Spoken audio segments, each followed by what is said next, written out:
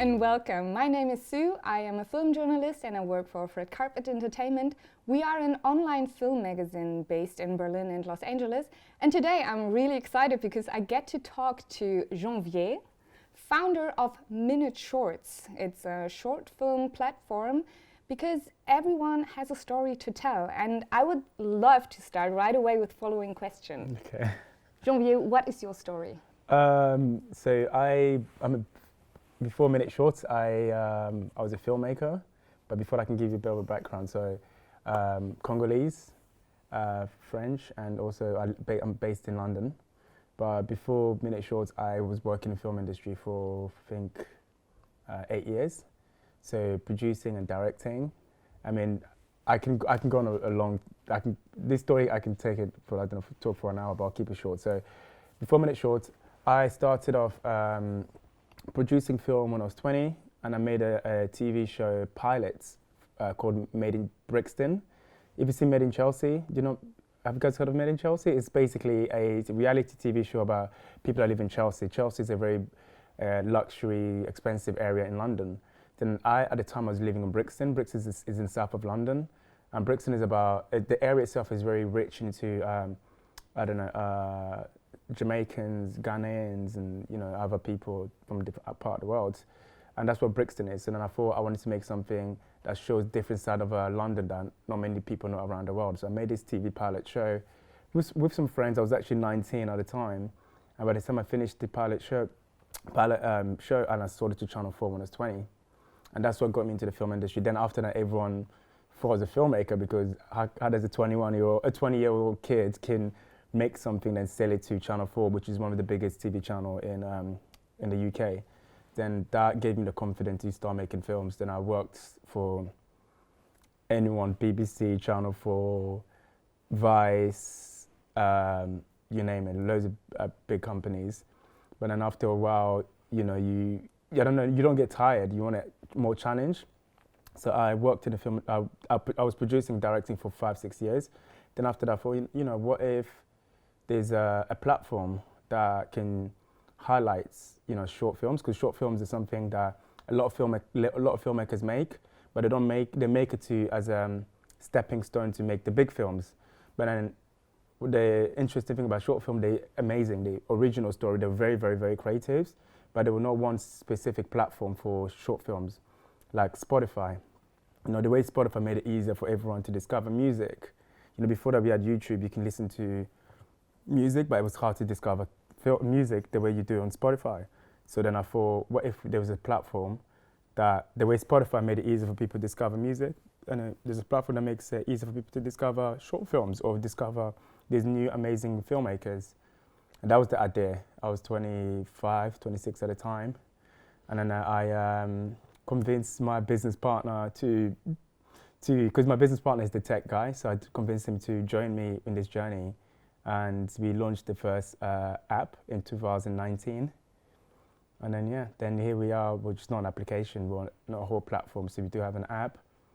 We're also on the TV channels with Samsung, and also hopefully we're planning to distribute on different other smart TVs like Apple TV or these other companies. And also we're gonna introduce ourselves in the transport industry, planes, trains. So we're gonna be everywhere so people can discover these amazing films. Okay, that sounds amazing. Thank you. It's just 3 years, like 2009. What the hell? Yeah. But I would like to go back Even again. back? Okay, I have like 2 questions. Yeah. First, as a 20 years old, how did you approach Channel 4? Yeah. And how did you convince them? I mean, where did you get the skills? How good was the pilot? The pilot is amazing. It was trending on Twitter in London. Okay. Yeah. So I did. So the trick is, to go back, I was at uni, and I was doing advertising at Brighton University, and but then I was always interested in film or writing or shooting and camera, and then. The idea, it was quite strong. So I thought, what if, because whenever you speak to someone from outside of the UK, you ask them, what is a British person? They always they give an example, Downton Abbey. They give an example, something very, very kind of Queen that nobody in London speaks that nobody in London experienced that. So I wanted to kind of like to show people outside of the UK what the other side of London is. So the idea itself is quite, simple. That show people what the other side of London is, right? And then in terms of the skills, I'm a big believer that to make something great, it's a collaboration thing. So you don't have to know everything.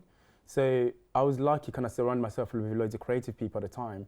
I convinced a friend of mine who's a cameraman. So he was an amazing. At the time he was 5 years older than me. I was 20. He's 20. I think he's 25. So he's already working in the film industry a little bit. So he used to camera assist, and he has access to camera. So I wrote a script to him. So when we made the pilot TV show, we approached Channel 4. So I had another friend of mine. He works for Channel 4, but he was an assistant of assistant. So I asked him to show the TV show pilot. When I say pilot, it's a tester of a TV show, so it's not the finishing product. Then I asked my friend to show the pilot show to one of the executive director. He showed to the executive director. The executive director said, no, this is rubbish. They don't want it. And then the power of social media. So what we did, we took we made a trailer out of the pilot show, and we put on YouTube. And then we contacted a lot of local newspapers and bloggers, magazine and stuff. And we send them the trailer. We say, hey, there's going to be a TV show called Made in Brixton, about Brixton. And we send it to these local Brixton newspapers. And then they posted on their publication. And then one thing led to another. Big publication like the Sun, the Evening Standards, Huntington Post, even BBC Radio, they picked up the story. And they posted it was in the national newspapers. So Channel 4 came back to us after the thing went viral. So then the guy, the executive director, he reached out to me, he said, do you want to talk about it? I was like, yeah. And then, so the funny thing, I think when the thing went viral, it felt like I was getting pranked. I thought it didn't feel real. Then I think even till now, I think most of the things, sometimes I find myself in a situation when I think of something and it happens, then I'm surprised it happened. Then I find myself, then I have to quickly learn how to be in that position.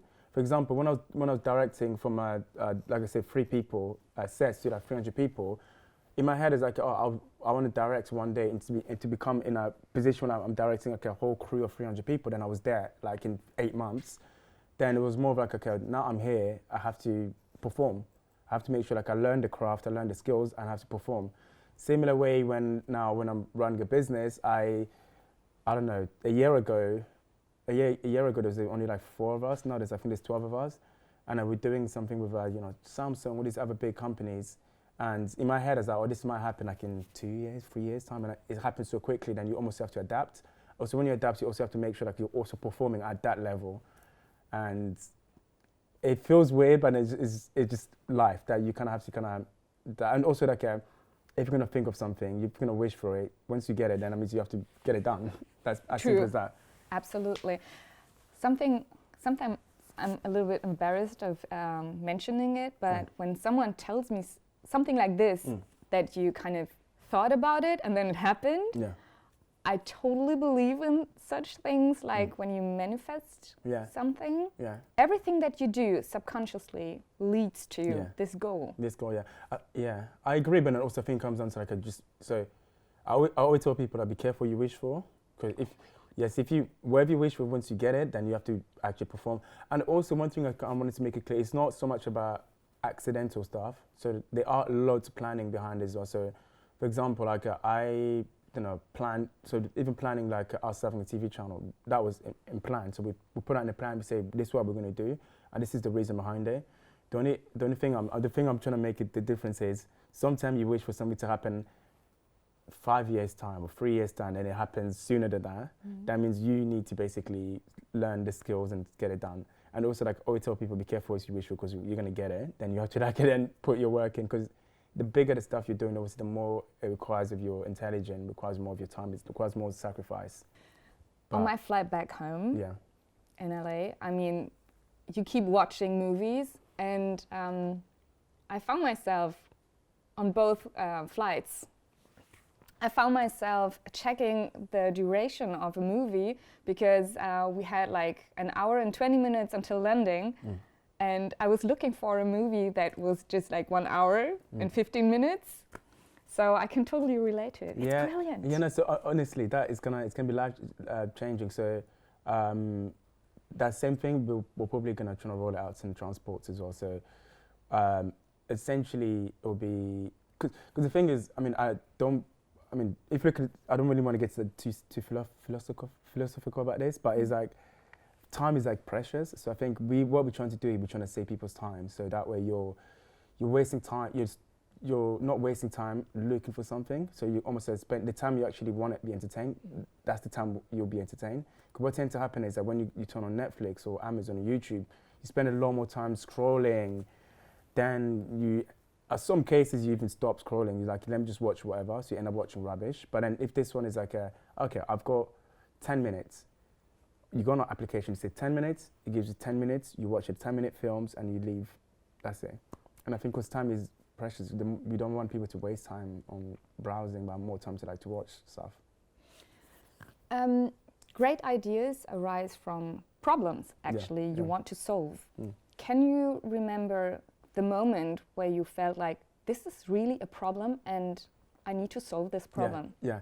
So the idea for Minute Shorts, actually, it came from like two things. So when I was working in film, as film producing, directing, two things happened to me. So one, I made a short film. I sent it to a film festival. I sent it to a bunch of film festivals. And I sent it to one specific film festival I really want to get into. I'm not going to mention the names because I don't want to get in trouble. But they refused the film. So then I took it personal. It's like, well, my film is great, so why did they get refused? And I was like, if you're going to refuse it, I'm going to make my own platform where everyone's film is going to be there. So everyone can be accepted.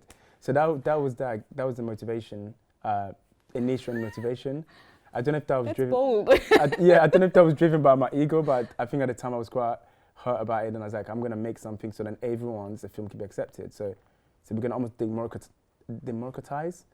So everyone's film is good, so we're all in the same place. So it's not selective that you only select the best film to go to a festival. So I wanted to make sure this platform, it allows everyone's story to be told. Like everyone, this is something that I was about to ask. Yeah. Are there any terms? So even though I'm saying it's a platform for everyone, but there's a quality check.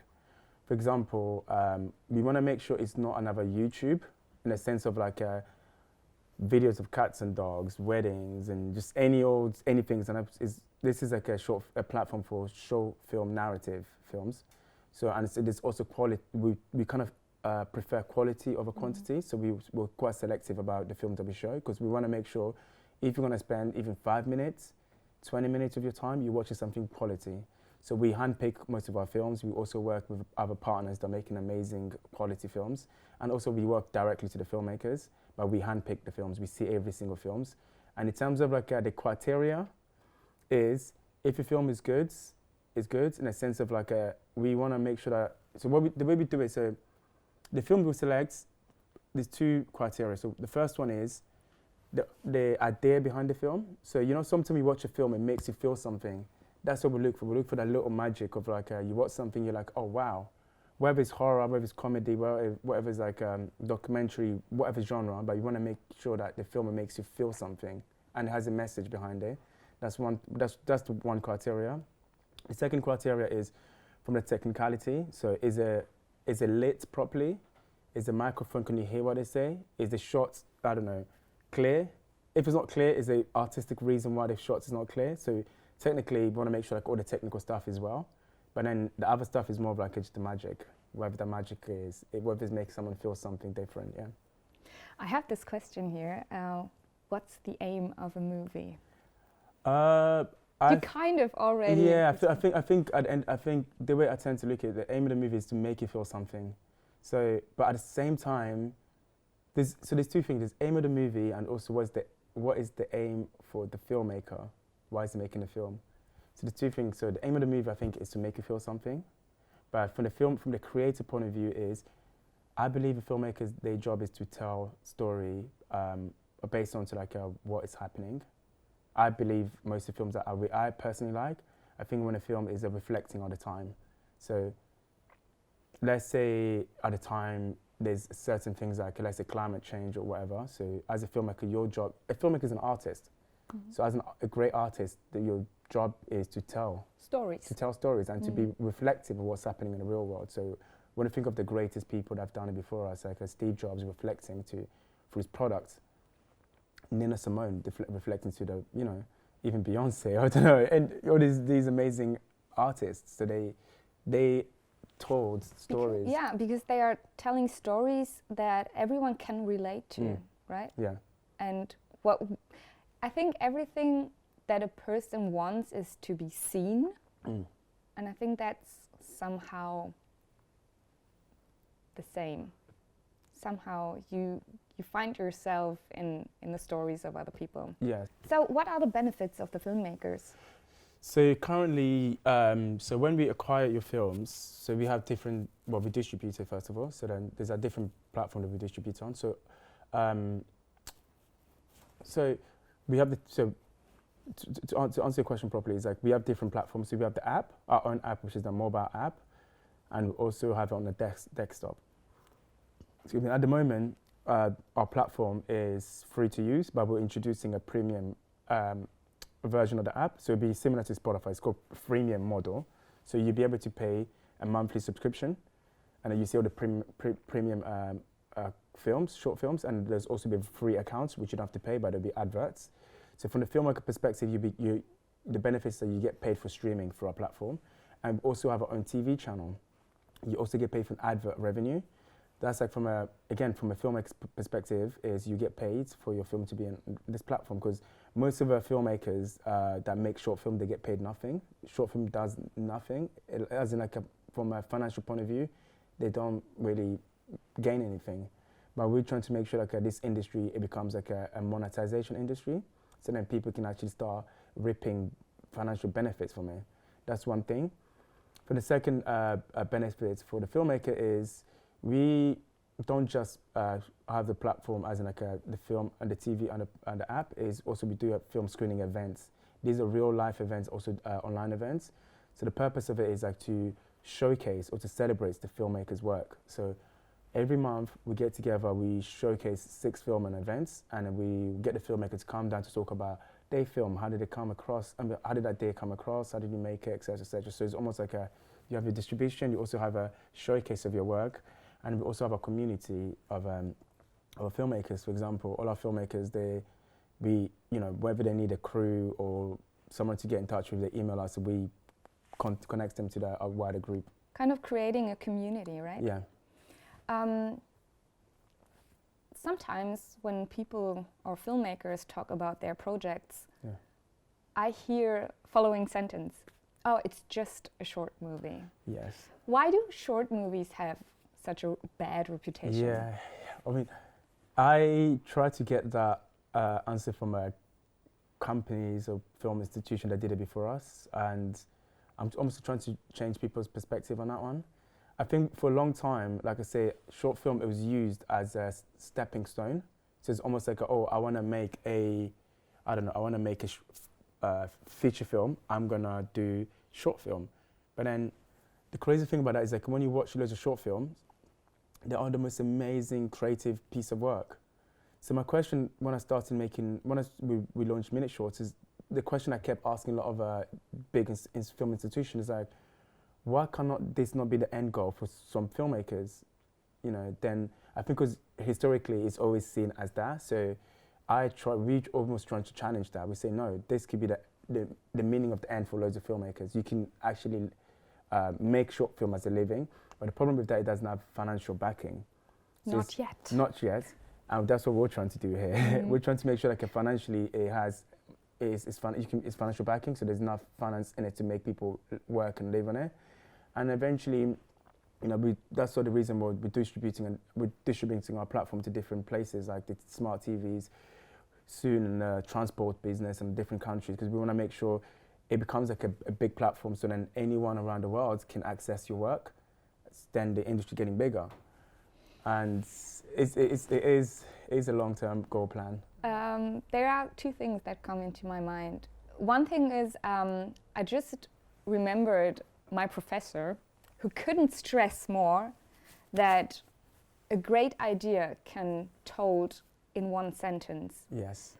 Do you think that this can also be applied on movies? Like, do you really necessarily have to make a long film if you want to tell a story? Or? No. Literally, I think the odd films I've literally on our platform I've seen, it has blown my mind how someone can tell such a complex idea into like a 5 minutes long film. And you watch it for 5 minutes, you feel like you watch a whole film for like 2.5 hours. Because what short film does, it actually challenges the creators. Like now, I want you to tell your story in a very miniature way.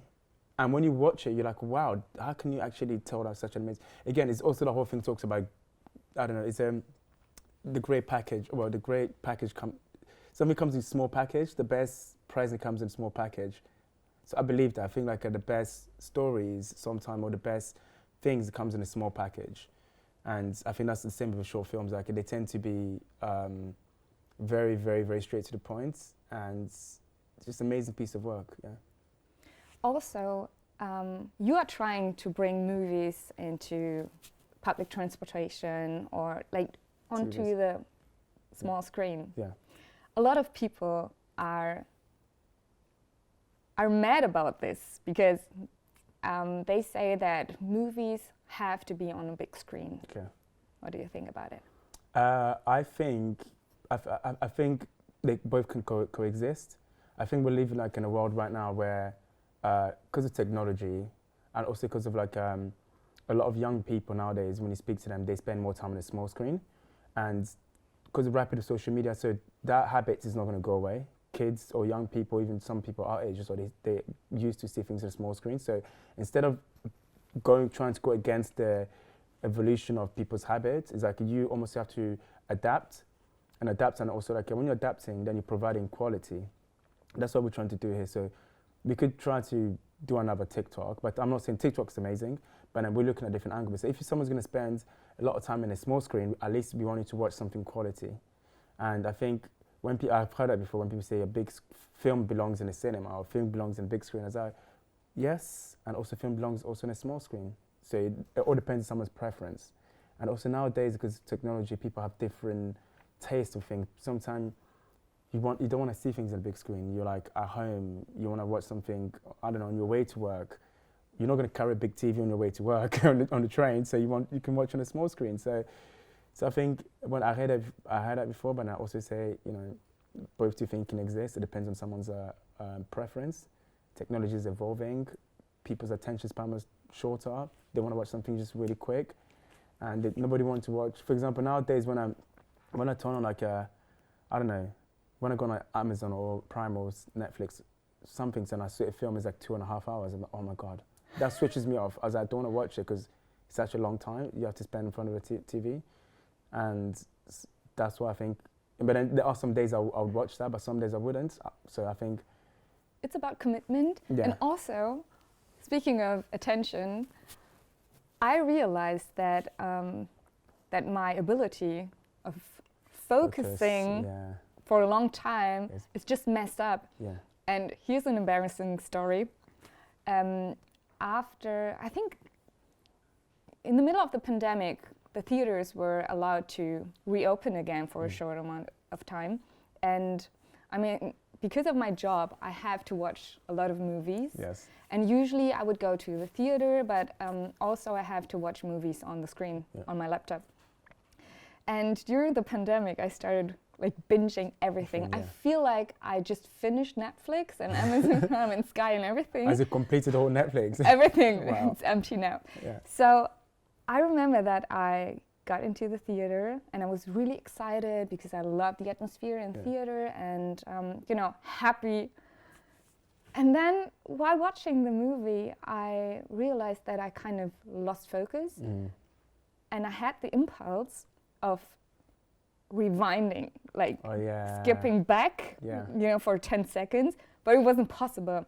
That was the moment where I felt like, okay, something just changed. Yeah. Well, I think that's what we're experiencing at the moment. So it's like technology. Because the thing is, it's a weird one because we spend so much time in our phones. I don't know I don't know about you, but I've got this notification thing I set up on my phone where it gives me every week, this is how much time you spend on your phone. Sometimes the numbers is really horrible. You're like, did I just spend that much time on my phone?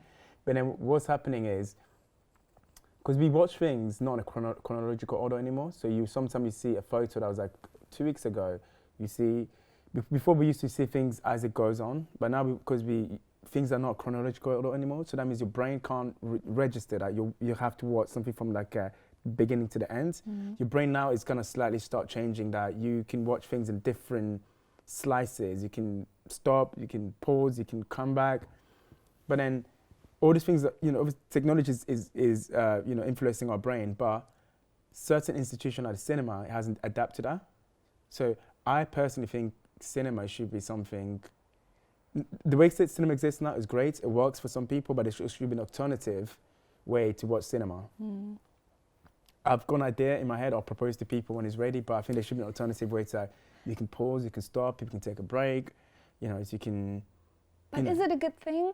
I mean, I love when I'm able to just leave everything behind and just focus on a movie. This is, to me, it's quality. Okay. Nowadays. It's like having your coffee in the morning and not checking your emails or, just living for that one moment, thing. Yeah, but no, I mean, like I said, those two things can coexist. Yeah. So the escapism can exist. So you go in the cinema, the lights are down, you stay there for like 2 hours, you focus on the film, that can exist. But then the same thing you talked about, you sat in the cinema, you're like, oh my God, you've got a 10-second, you want to pause it. So I think those two things, there should be an alternative of things. I think we're living in such a complex world now where things shouldn't be just a one option. It should be maybe two options. So can I watch something in a more flexible way, or can I watch something more stricter way? So there should be both two options existing. And I'm proposing ideas, and we'll try it out. What do you think? How is the future gonna look like? Well, in terms of the film industry, I think short film would be in the forefront. So I think people. The reason I say this because, do you have any younger siblings? How old are they? 25. Are the youngest in 25? The youngest is 25, the other is 33.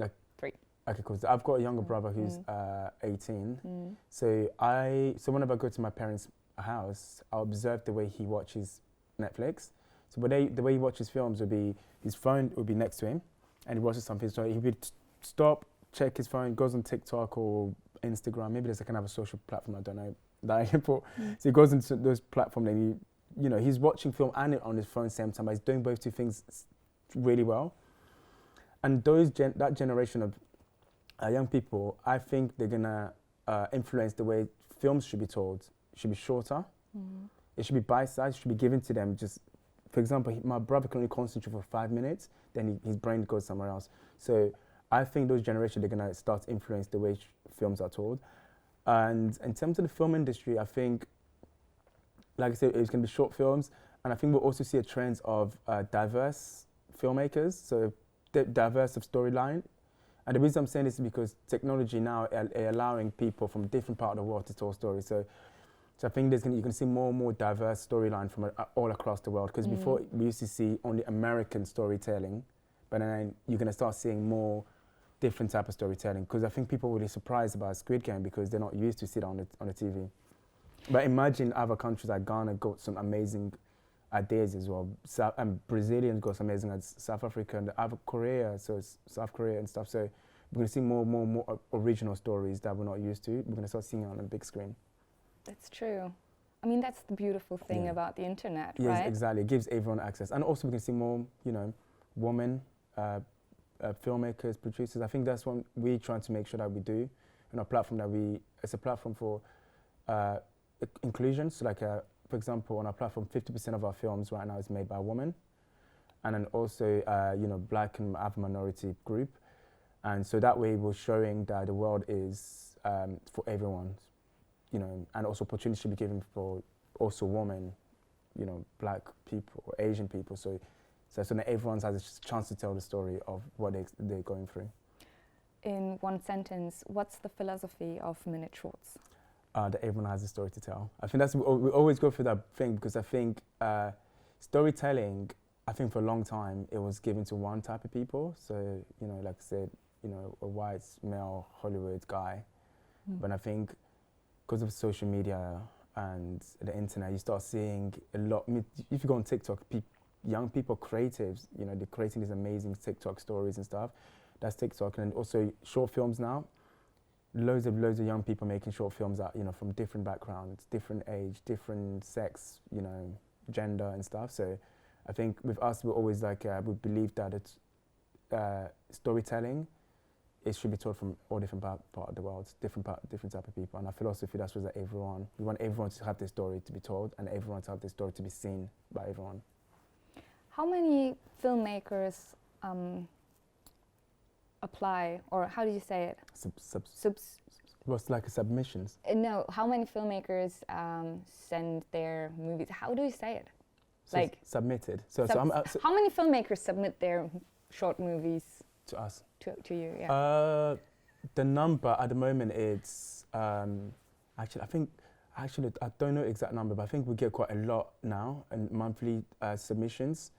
But I think to begin with, when we started off, we used to go on the internet, Google films, themes, the areas and film festivals. But now we kind of quite lucky now that we're in the position right now. We get hundreds of submissions in a month. Hundreds. I'm talking maybe about 300-400 films. Do you watch them? We watch every single one of them. I watch them as well. So we watch every single one of them to make sure, like I said at the beginning, we want to make sure like there's quality over quantity. So that way, from a user point of view, when you go into a platform, you're guaranteed to watch something quality. So we want to make sure that we check every single film that we get sent in. And if it doesn't go on our platform, we'll email you back and we'll give you the reason. So we say, hey, the reason this hasn't been submitted, it has been accepted because the lighting wasn't right or the sound wasn't right. Or, you know, usually if it doesn't get accepted, it's usually technical reasons rather than the emotional reason. Because I think majority of the time, the films get accepted, you know, because the emotional aspect of it is met. So it's that little magic thing is always met. But if it's not accepted, it's always the technical reason. And then we can give it a reason. We say, hey, next time if you're going to make a film, make sure the lighting is this, and then we'll be fine. So you're actually giving feedback? Yeah, we give feedback as well. That's amazing. Yeah. So from an active filmmaker, yeah. you turn into a businessman. Yeah. But watching all these inspiring short movies, does it make you want to go back? Yeah. Yes, I guess. I don't know, because I think right now my brain is not there, but I do actually, every once in a while, I do actually sit down and I write some ideas of films. Some of the films, I always say to myself, maybe in the future I might go back making films, but I don't think that's what I want to do now. And some weird way also, I think I've sacrificed my film career for this. So it's almost like a selfless thing to do. My love, it was making films. Even till now, because till this day, I still write films, ideas and stuff. But I think my brain has to be there. I'm one of the people like I'm not in and out. So if my brain is not there, I'm not gonna do it. So right now my brain is like, I wanna make sure this platform, it gets to the position where it's working exactly the way I imagine, or the team, the way we imagine it. So I'm 100% in right now. So I don't think I can be in and out on both two things. So, and also, I don't know, there's loads of amazing filmmakers at the moment. So I'm just enjoying watching films. Also, I'm enjoying, I don't know, I've got some ideas. If a filmmaker approach me, I can give them. I'm quite selfless about it. I think if someone comes to me, hey, do you have an idea? I can give them an idea, but I don't think at the moment, I want to make films, no. Go back and making films, no. I saw that you are currently hiring. Yeah. How big is your team now? There's 11, yeah. And they are all based in London? Yeah, we're all based in London, but we're thinking of branching out in Berlin or Germany. So we're looking at maybe to hire 2 people here as well. So like a event producer or content creators. So a content acquisition person. So a person who can find films, German films.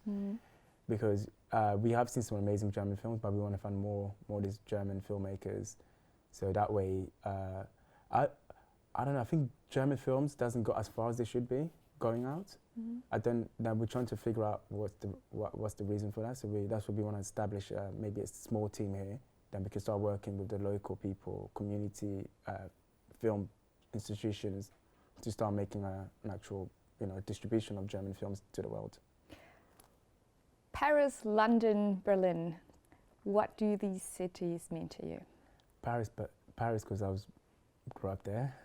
London because I'm there now, and Berlin because this is where we're going to be. I have a very. I mean, Berlin. I'm just got here, so I think I'm going to be here. I'm going to be traveling to Berlin quite a lot. I think Paris and London. These are two cities I really front to my heart.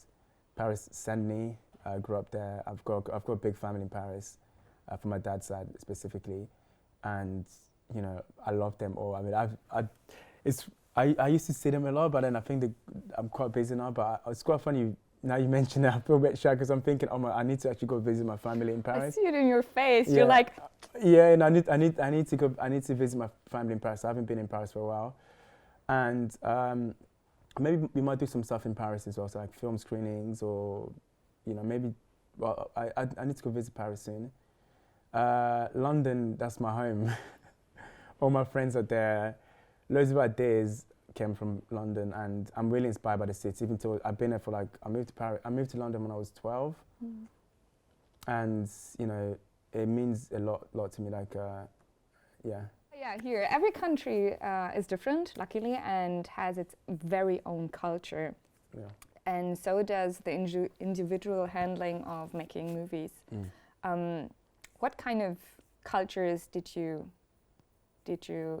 experience? In Germany. In Germany, everywhere where you went, actually. Oh, okay, cool. Because I've been quite lucky with my practice. Even before Minutes, I used to kind of travel because of work, because filmmaking. So every country, they have their stories, the way they tell the stories and stuff. Obviously, Paris is there's always this kind of romanticness of everything. They always romanticize everything, and there's also loads of nudity, because French people, they just love to be nude, which is great. And then obviously London. The UK is they have a very specific story. I think Germany, it tends to be very philosophical. They tend to very a lot of like a deeper meaning, a lot of things. And then the US is always very like glamour. Everything's big. So the story will be just big. They never really do things in a small, contained way. And so I've also been lucky, I was in Asia, in Japan for a bit, and then the Asian films industry is more of it was always reflecting about what the world is happening. So they'll talk about, different classes and different poor, rich, all this other stuff. So the Asian people, they tend to focus on that kind of culture. And then, so I'm Congolese, but I haven't really seen how many Congolese short films. That's something I think I will, in some years to come, I'll try to invest in. And yeah, I think that's it. But then, just specifically, I want to talk about German films, because this is Germany. This is Germany, and also it's Berlin. And it happens to be Berlinale at the moment. Exactly, yeah. So I think the thing about German films, they're great. They're absolutely great, but they don't get seen outside the world. And like I said, German films, they tend to be very, very kind of philosophical. So, for example, I was watching, even for example, you've seen the series Dark. Amazing series. So I think that's an example of German type of films. Do you think so? Because what I read about it was that the world just said, oh, Dark is so different, it's so not German. From my experience, I feel it's actually German. So if you watch loads of German short films, you get the sense German people love to make films that are kind of different layers of things. And the problem with that is German films, it takes a lot for people to watch, because you have to concentrate so loads of time. And then because of that, people they always find it very difficult. Do I sit down and watch it, or do I, because because of social media, people like to watch stuff quite passive nowadays. Passive meaning they don't like to think, they just want to watch something. But German film, it tends to be very kind of challenging to challenge your thoughts. I think that's what the German films are. But then the only thing about German film, they don't get seen around the world. That's the problem. That's what we're trying to come in to make sure we distribute it to the rest of the world. So what do you think about Berlin as a movie city? It's amazing. Berlin is amazing. As a movie city, yes, it's amazing. As a city itself, it's amazing. I think there's a lot. It's quite funny. I was texting a friend the other day. I was telling him Berlin is like a blank canvas for creative people. If you're a creative person, you come here, you have freedom to just do things. And I think the only thing is I haven't really experienced that the film industry here. So that's why I'm going to be here quite often and really want to understand how the film industry here works. For example, in the UK, you have loads of film screening events every time. There's loads of film institution like the BFI, the British Film Institution. There's loads of the BAFTA. There's loads of all these other film institutions. They do loads of activities like talks, screenings, funding.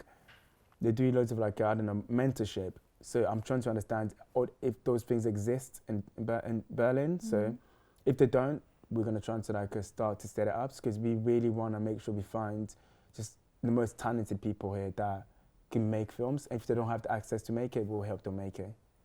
Yeah. And also, like I say, for example, if you walk around Berlin, there's all these empty spaces, huge space. We don't have that in London.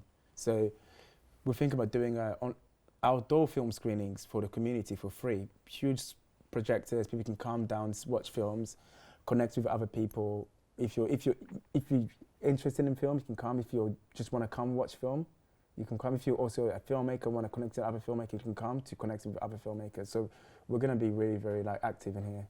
What I really like about you is that when you're talking about your company, I mean, you are the one who invented this thing, Yeah. you know? You're always talking about us, like we are doing. Yeah. So yeah. It seems like... Yeah, I think I always say it's a collaboration thing. I don't think I have enough skill to do everything in the business. I think the business that we run is a collaboration thing. So from myself, the founder, to Julian, to Reg, to Thea, Rob, Fernanda, Tilly, Oscar. I haven't forgotten anyone else, everyone. I hope you Julia, mention everyone, otherwise. Julian is going to get... No, Julia as well. So Rob and everyone, and Manfred is also, I think it's a collaboration thing. So we all get together every week. We say, okay, cool, what each person are doing. So like right now I'm talking to you. So Regis is probably doing something with finding the films, putting it into the platform. Julian is probably out there figuring out the technology stuff. So I think I don't sit there, I'm not making everything else. So that's what I think it'll be very selfish of me to say, I'm doing this. No, I think so there's us and it's also the filmmakers that are actually sending the film to us. So they also playing a part in this. FUNKE, for example, they are one of our partners, so they're playing a part in this in terms of the Samsung stuff. So I think it's always, to make something great is a team effort. So I think I always find it really weird when you see people say, hey, I am the creators. I know we're the creators because we're coming together every week, every day, making something happen. We're almost done, but 2 questions left. Yeah. How does it feel to have created such a great platform and also to have convinced so many people to work with you and to make actually your vision or your dream come true? I feel kind of almost indebted. I feel like so I don't think so much about this is my platform anymore. So I think more of it's ours, and I think specifically to my team, I feel indebted. So I feel like these guys, they almost gave up for example, Julian, who works with me, is my business partner. I've asked him, dude, what is your dream? And they say, this is my dream now. I was like, wow, so my dream became your dream. So almost I feel like I have to make sure this works to your standards, to what you want to get out of it. So I think more that. So every day I feel like I feel blessed, and I just feel like I want to make sure it works for everyone. Because before, when I started, I felt a bit selfish. I was like, oh yeah, I want to make sure it works at my standards. But then the more I'm working with people now, I'm like, yeah, this is, whether FUNKE will start working with us, we asked them I want to make sure it works for their standard as well. So it's less about me. Even though I came up with the idea, it's less about me, it's more about everyone else. And yeah, because also like I don't know, in the future I might change my mind, I want to do something else, but I want to make sure this platform exists, that it serves everyone's dream. Yeah. So we have this beautiful hashtag. It's called Film is Love in German. And I would like to ask you to replace love with your own word. Like film is ... Oh, okay. Oh. That's a really one. Film is. So I'm trying to think what word I like. So I like. What's the word when you curious? I think when you're curious, then that's when you think you're trying to get things out. So I think with film is curiosity. I don't know if that makes sense, but I think let's use that. A lot of when things don't also make sense at the same time. So film is curiosity, because I think when you're curious, then you're always thinking ideas. For example, the reason why Minutes exists, because I was curious, is that why is it not a platform for short film? And I'm pretty sure when a filmmaker is making a film, they'll be like, oh, okay, why is it not, this story's been told, that's your curiosity mind is using it. So I think, yeah, we'll go for curious, and I know it doesn't make sense, but it makes sense at the same time. It totally makes sense. Yeah. Thank you so much. Thank you for having me. Yeah.